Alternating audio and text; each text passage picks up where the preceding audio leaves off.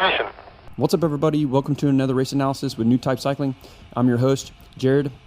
Real quick, if you guys are on Instagram, feel free to follow us, newtype.cycling. We post some good content, some funny stories, all race videos, and our random shenanigan adventures on the bike.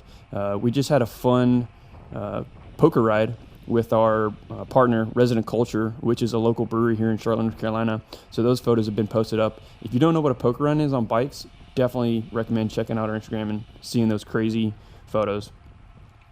We're at the Dixie Crit here in Winston-Salem, North Carolina. This is the Cat 4-5 race. This is a 30-minute crit. We're jumping ahead 7 minutes into the race, and we're about to have our first attack. I'm feeling pretty good right now. This is a holiday weekend for us, so we had Monday off, and we did a fast group ride on Monday, kind of mock road race group ride. And so the next day, I'm out here racing crit and trying to cover these moves like this one right here. Pretty early, not a super hard dig, but he gets up out of the saddle twice and goes, kind of uses these lap riders as a pick. You'll kind of see that become a common occurrence. We just catch those younger kids in just bad spots sometimes, and it's actually pretty cool to use them to your advantage sometimes, kind of like as a moving chicane, if you would. Nothing happens with this. This dig was so early in the race, and there wasn't much to it, so we kind of let up right here coming to the corner. But to give you guys a breakdown of what my previous week has looked like, it's been pretty action-packed with crit races. So this ride is on Tuesday nights, and so it's been one full week, and in that full week I've done 5 crit races, including this one.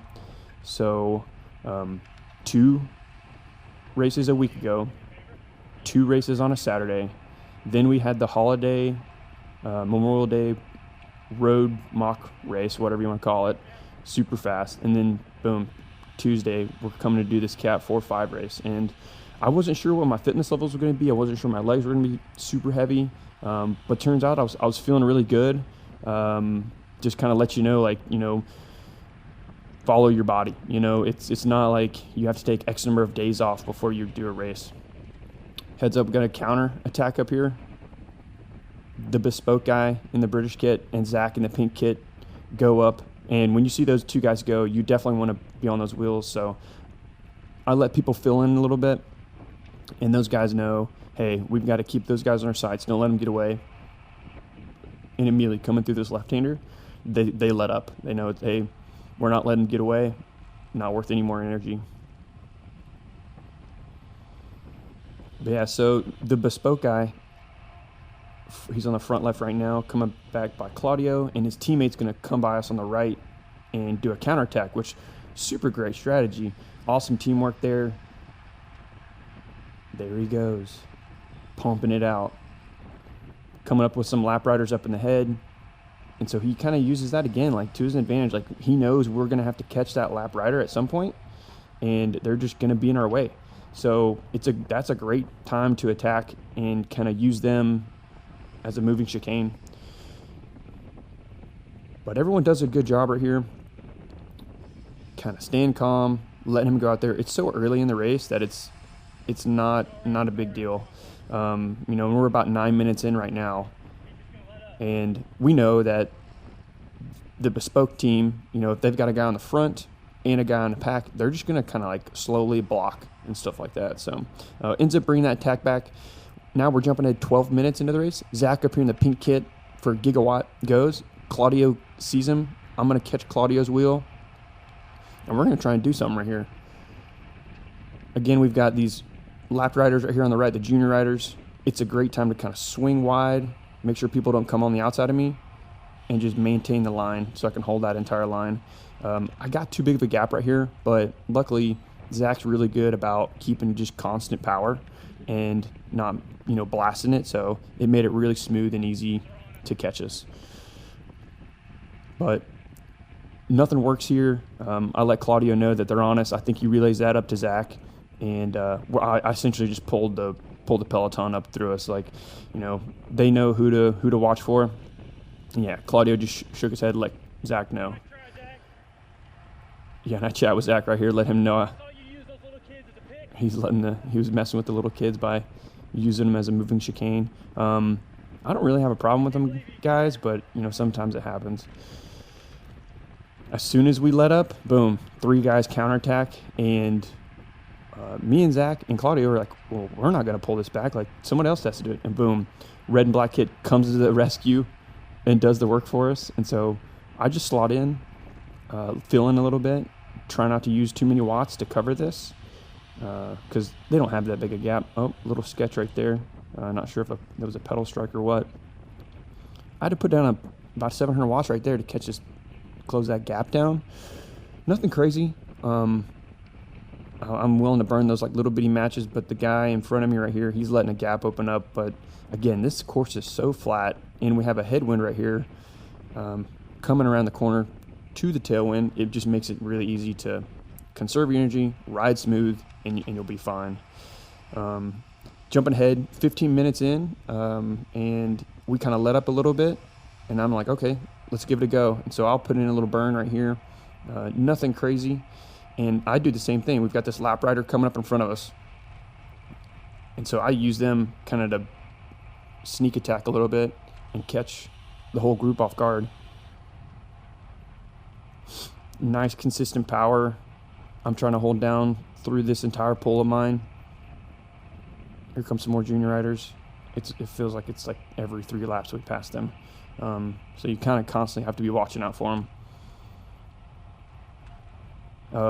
Side note, we got some clarification at the beginning of the race by the USAC official that you guys seen in some of our previous videos that the white line, the left side white line, is, if you go over that, it is out of bounds. So that was really good clarification, which I don't know if we've received that before. Obviously, with everybody doing race analysis videos, you know, my camera showed it, other people's cameras showed it, where people dive bomb that white line coming to the closing laps. But we got clarification. You go over that, out of bounds. So it made this race a lot cleaner for the finish. So it was super cool. But yeah, you don't know until someone tells you. So it is what it is. Jumping ahead a little bit, 17 minutes in, there was just so many attacks. Like, it was, I mean, at this point, I think it's like six attacks already. And for a 30-minute crit, you know, that's a lot. You know, normally this would be like the total, but like we're halfway through and there's just attacks everywhere, which is super fun. You have to be really cautious about them, but also too, like, you don't want to burn too many matches trying to pull every single thing back. You want to make sure other people are working and using up their matches also. So we got 3 riders up off the front, 4, excuse me, and they've got a pretty decent gap. I believe there's a teammate up there, and so these guys are kind of letting up front and kind of letting that get out there. But Red Kit, again, he's got the motor. He's like, no way, I'm not letting this get away, and everyone fills in. Works perfectly. And yeah, we catch them. And I'm just back here trying to stay in the draft, conserve my energy. My heart rate's feeling really good. My max is 202, which is pretty outrageous, but boom, counterattack. I let everybody know. The spoke guy goes on the outside right here. And him and Zach catches his wheel. So up there and boom, right there, pink kit. And they start getting a gap on us. And we've got to get organized really quick, or they might have a chance to get away from us. We gotta bring that back.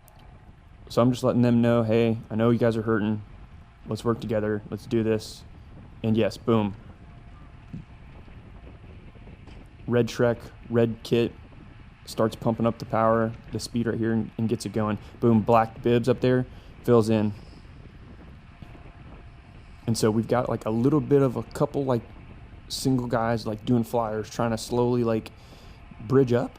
But real quickly, everybody in the peloton just starts getting organized and understands, okay, we need to just get single file, stay smooth, stay consistent, and we bring them back.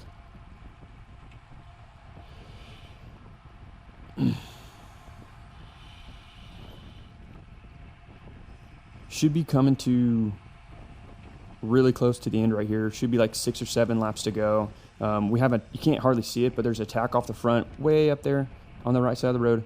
That's black bibs, white helmet, and he attacks with, what's his lap counter say? 6 to go. And we let him hang out there for a while. He had a solid gap, but just could never get that extra match to get away from us all the way. So we kind of let this go. Everyone's kind of getting dialed up for the sprint that we know is going to happen, but we're also too like not wanting him to get out there too far. But he does stay away for, I think it's almost 4 laps. And so we catch him with like 2 to go. But everyone's racing really clean in this race. It's been fast. It's been surgy, which is normal to a Cat 4-5 race. And I didn't realize this. A lot of guys worked more than I realized. And so people are more tired than you think.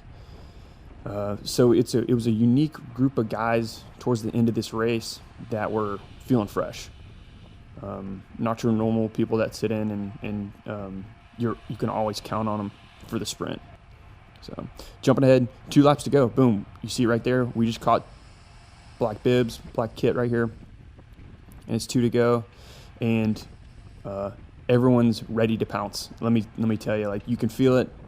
I talked to Zach right here and just let him know, hey, if he wants to go, I'm ready to go with him with 2 laps to go. Like, I'm ready to burn that match and do a long burn so we don't have to do a field sprint. And as soon as I say that, red and black bibs attacks. And this guy's tall, lanky guy. He's got a lot of power. And so got 2 guys trying to go. I slot in, try and hold the inside position so no one can come on the inside of me. Check 430 right there. Pedal strikes. Those 2 guys check up. And it's just enough, like half a second. I yell at black bibs. I was like, yo, we got to get this guy. And he's been out on the front for 4 laps. He doesn't have the kick. Boom. I'm like, all right, this is all me. I don't have a rear cam today, but I was hoping I could get some footage from somebody, but didn't happen in time. I'm pretty sure I caught this gap right here, and there's like, I at least have like 10 bike links on the next guy behind me.